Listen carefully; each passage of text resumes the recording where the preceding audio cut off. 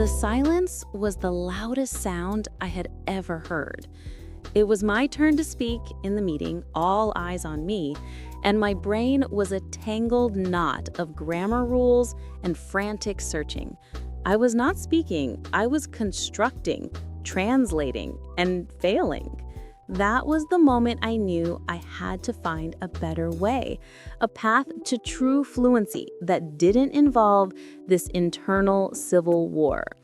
What I discovered changed everything, not just for me, but for the thousands I've since taught. This is not just about learning English, it's about freeing your mind. Greetings, dedicated learners, and welcome to N-Languish Dictionary, the podcast where we conquered the biggest challenges in English learning together, making the process not just effective, but genuinely exhilarating. I am Carol. And I'm Bob. It is an absolute pleasure to be here with you today, Carol. I can feel the energy, and I am truly excited about the journey we are about to embark on with our listeners. As am I, Bob. The sun is shining brightly today. I have my favorite mug filled with steaming tea, and I am feeling incredibly optimistic. How are you feeling on this fine day? I am feeling absolutely fantastic, thank you.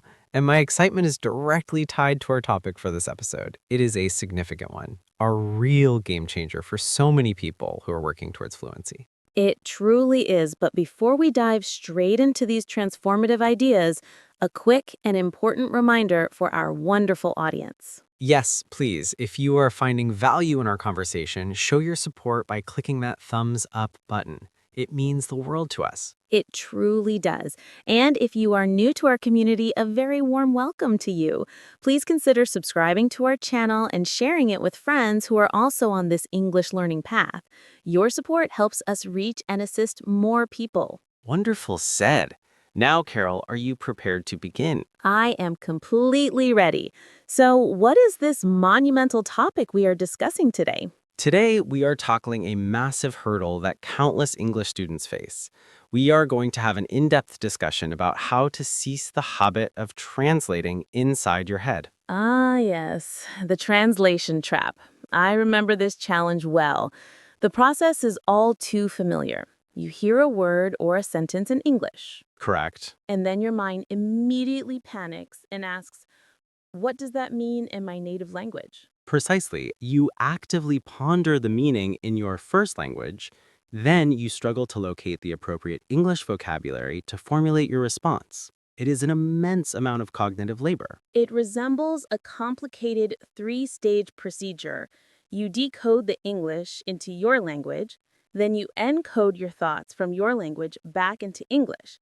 I feel weary merely describing the process. I agree entirely. And what is the core issue with this method? Why does it present such a formidable challenge? Well, the most apparent problem is that it's incredibly, painstakingly slow. Oh, without a doubt, it is terribly slow. While you are still processing and converting, the natural flow of the conversation has already moved forward without you. Exactly. Someone poses a simple question like, how are you? And you're occupied with mental translation, and by the time you have your answer, they're already discussing the weather. It's a common and frustrating experience. That is perfectly stated. It creates a significant barrier to smooth communication. You end up perpetually feeling one step behind, struggling to catch up. That is an excellent way to phrase it. And another critical issue is that direct word-for-word translation is often linguistically inaccurate.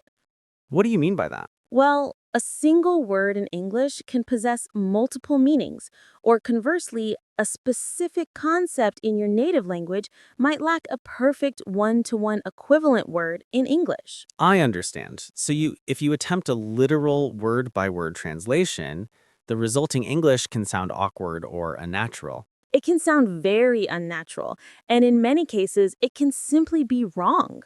So, to summarize, internal translation is both a slow process and a potential source of errors. Yes, exactly. The ultimate objective is to cultivate the ability to think directly in English, to establish an immediate connection between thought and expression. A direct connection. I love the sound of that.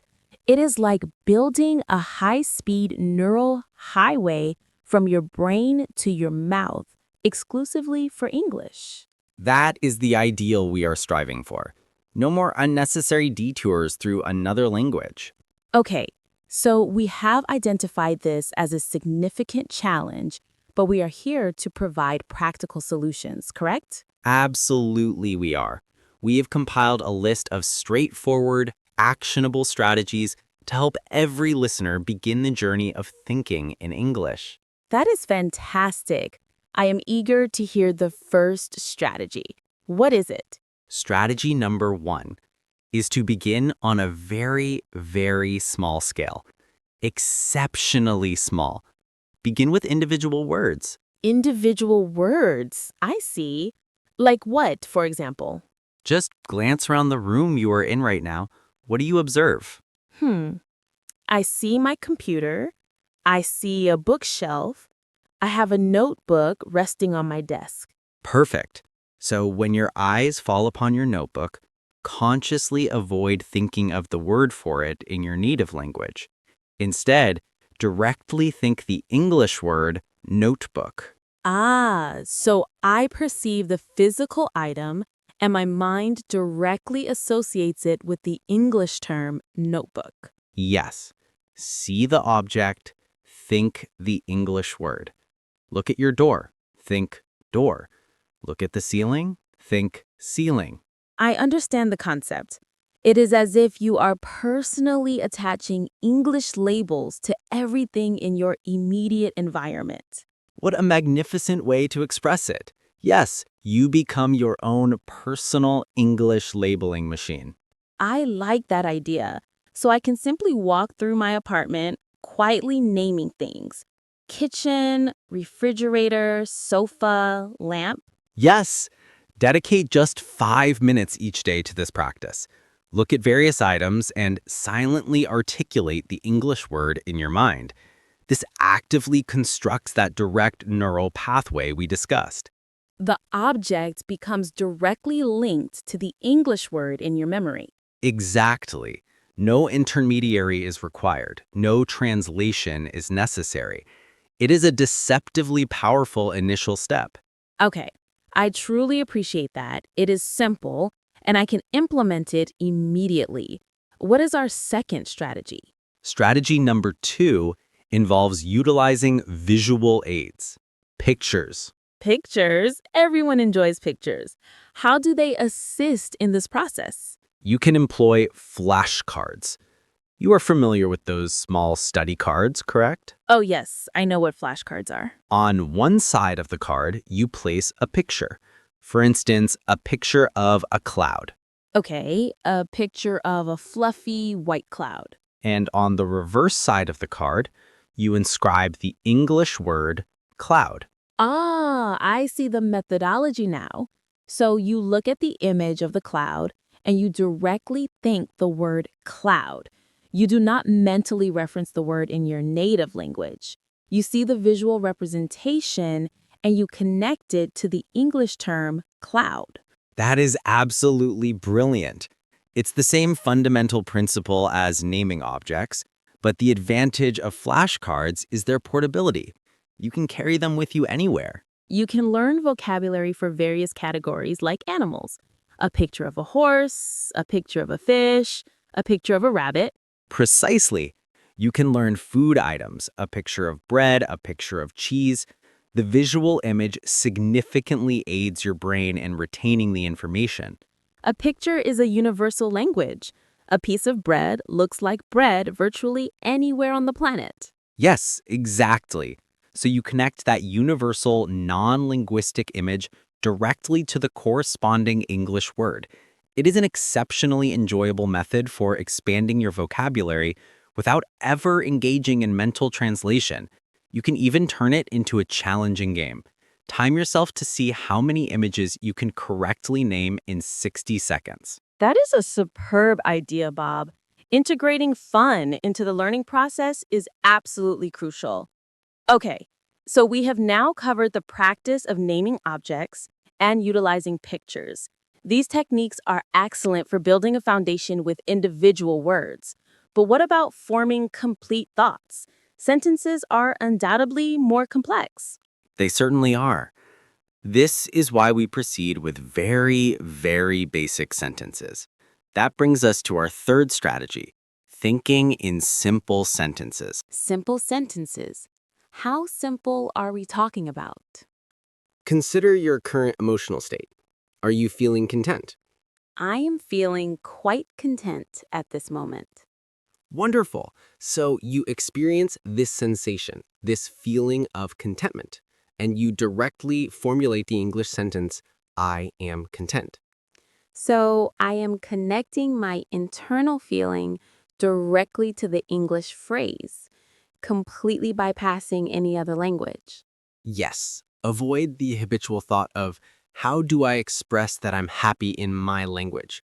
Instead, genuinely feel the emotion and link it directly to, I am happy. I find that concept very powerful. So if I am feeling fatigued, I can consciously think, I am tired. You have grasped it completely. Or, I am hungry. When your stomach begins to rumble, let the immediate thought be, I am hungry. My stomach provides plenty of those reminders. This will be excellent practice for me. For me as well. And you can apply this to simple, everyday actions. Describe what you are doing as you do it. Actions such as what? For example, when you are drinking a glass of water, think to yourself, I am drinking water. As the action is actually happening, right at that precise moment? Yes, exactly at that moment. You are lifting the glass, you are taking a sip, and simultaneously, the English narrative in your mind is, I am drinking water. Wow, that is essentially providing a live commentary of my own life in English. It is exactly that. When you open a door, think, I am opening the door. When you sit down in your chair, think, I am sitting down. This method is incredibly effective for building automaticity. This makes perfect sense. You're forging a direct link between a physical action and the English phrase that describes it. Once again, we are eliminating the translation step entirely.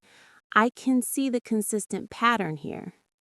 It is all about establishing and reinforcing those direct neural pathways. It may feel unusual initially, but with persistent repetition, it becomes second nature. I understand. It sounds like the key is consistent daily practice. A little bit each day builds up over time. That is the essential key. Dedicate a small amount of time each day. It might feel awkward at first, but it will gradually become more natural and effortless. Okay, so we have strategies for individual words and for simple sentences. What other methods can assist us in this journey? What is the fourth strategy? Strategy number 4 is particularly enjoyable. It involves immersing yourself in a substantial amount of simple, comprehensible English. Such as what? Like this very podcast? Yes, absolutely, like our podcast, but also media that is highly visual, such as cartoons made for young children. Cartoons? That is a brilliant suggestion. Why are they so beneficial for language acquisition? Because they are intensely visual. You observe the characters moving and interacting. You see the events of the story unfold visually. And crucially, the language used is typically very straightforward and clear. Exactly. The characters might say things like, hello, let's go play. Or, look, a big ball. And you simultaneously see the large ball on the screen. Ah, so your brain receives the auditory input of the word ball while processing the visual image of the ball. The two are presented together. You have understood it perfectly. You do not have the spare mental capacity to translate because the cartoon moves at a continuous pace. You simply watch, listen, and comprehend through the context provided by the visuals. This is a form of passive, yet highly effective acquisition. So you are simply enjoying an animated story, but subconsciously, your brain is actively learning and making connections. Yes, the same principle applies to simple English songs, particularly those with actions for children. They're incredibly effective. Like the classic head, shoulders, knees, and toes. You hear the words, and you simultaneously touch the corresponding body parts. That is a perfect example, and it truly works. You remember the vocabulary because it's associated with the physical movement. Therefore, find a simple cartoon that you find amusing or some engaging children's songs. Listen to them for just 10 to 15 minutes daily. It does not feel like traditional studying. It feels like entertainment, yet all the while it is training your brain to process English directly. I am genuinely fond of all these strategies. They are so practical and accessible. But Carol, is it a straightforward process to break the translation habit? That is a very significant question, Bob, and it seamlessly leads us into our fifth and final strategy for today. Strategy number 5. Okay, what is it? Strategy number 5 is to practice patience and self-compassion. Be patient with yourself. Be patient, I see. Yes, learning to think in a new language is analogous to learning a new physical skill, like walking. In the beginning, you stumble, you fall, you make errors. It feels challenging and awkward. That is undoubtedly true. You cannot simply stand up for the first time and immediately run a marathon. No, you cannot. You take one small, shaky step and then another. It is identical with thinking in English. You have likely been translating in your head for many years. It is a deeply ingrained habit, and altering any long-standing habit requires time and conscious effort.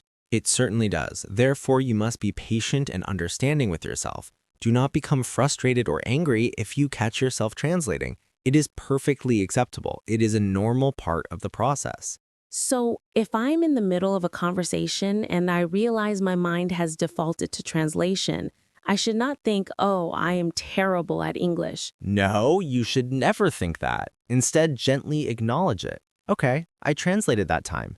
Let me pause and try again with a simpler word or phrase. Treat yourself with kindness. Kindness is a vital component of effective learning. So just focus on small, consistent efforts each day. 5 minutes of naming objects, one short cartoon. Yes, small, regular steps lead to significant progress over time. Consistent practice is far more important than perfection. I love that perspective. Every time you successfully connect an object directly to its English name, that is a small victory to be celebrated. And it is crucial to remember that mistakes are not only inevitable, but are valuable. Mistakes are how we learn. They clearly show us which areas require more focus and practice. So mistakes are not the enemy. They're not negative. They are positive guides. They are our teachers. What a beautiful and constructive way to view it. Yes, Bob, mistakes are our friends. They are essential partners that help us improve and refine our skills. Wow, this is all truly exceptional advice. It is practical, it is compassionate, and it is achievable. I believe it would be tremendously helpful for our listeners if we quickly summarize these 5 powerful strategies. That is a fantastic idea. Let us do a quick review. What was the first strategy we discussed? The first strategy was to start on a micro scale with individual vocabulary words.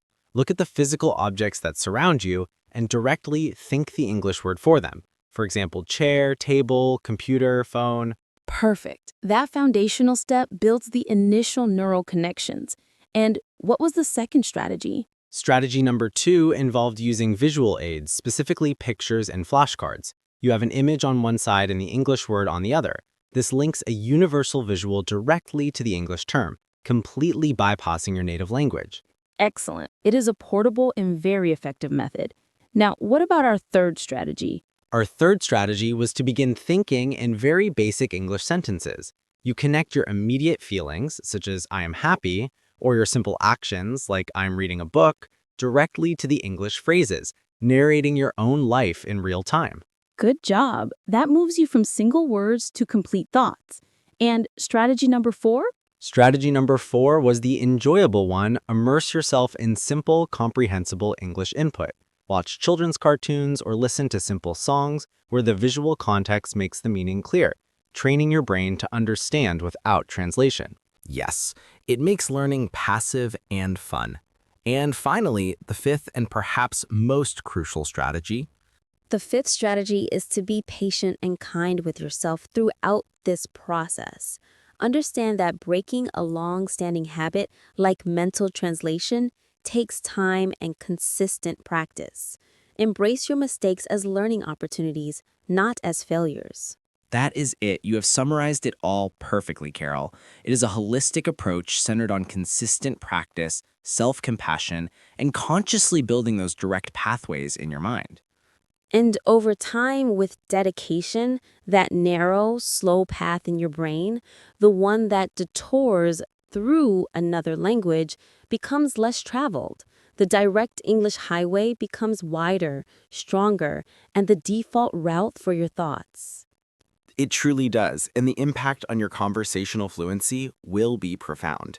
You will find yourself listening, understanding, and responding with much greater speed and confidence. That is the ultimate goal for everyone listening, I believe, to engage in genuine, fluid, and natural conversations without that constant, exhausting internal struggle. Yes, exactly. And it all begins with a single conscious decision. One word, one object, your coffee cup. My coffee cup. I'm looking at mine right now and just thinking, cup. Not the word in any other language, just cup. That is magnificent. You are actively doing it. You are living the method. This has been a tremendously valuable discussion. Thank you so much, Bob, for sharing these profound insights. Thank you, Carol. And a massive heartfelt thank you to all of our incredible listeners for dedicating their time to join us today. Yes, thank you, everyone. We sincerely hope these 5 strategies provide you with a clear and actionable roadmap on your journey to English fluency. Please, if you haven't already, consider subscribing to the Fluency Frontier. This ensures you will not miss our next episode, where we will continue to break down complex learning challenges into simple, manageable steps. And if you found value in our conversation today, one of the greatest compliments you can give us is to share this episode with a friend, a classmate, or a colleague who is also learning English. Sharing knowledge is a form of caring. It truly is. And now we have a small request for you, our community. We would love to hear from you and make this an interactive experience. Yes, please take a moment and look around your current environment. Then leave a comment below this video and tell us one single English word for something you can see right now. I love that idea. What is one thing you see? Is it a window? Is it a keyboard? Is it a plant? Or perhaps a cat? We are genuinely excited to read your answers. It will be a wonderful way to see the world through your eyes and to witness you taking that very first powerful step together. Okay, everyone, that brings us to the conclusion of today's episode. Remember to keep practicing, be consistent, and above all, be patient with your amazing brain. Yes, you are capable of incredible progress. You are already doing a remarkable job by simply being here and seeking to improve. We look forward to continuing this journey with you next time. Until then, keep thinking, keep learning, and keep building those direct connections. Goodbye for now. Goodbye, everyone.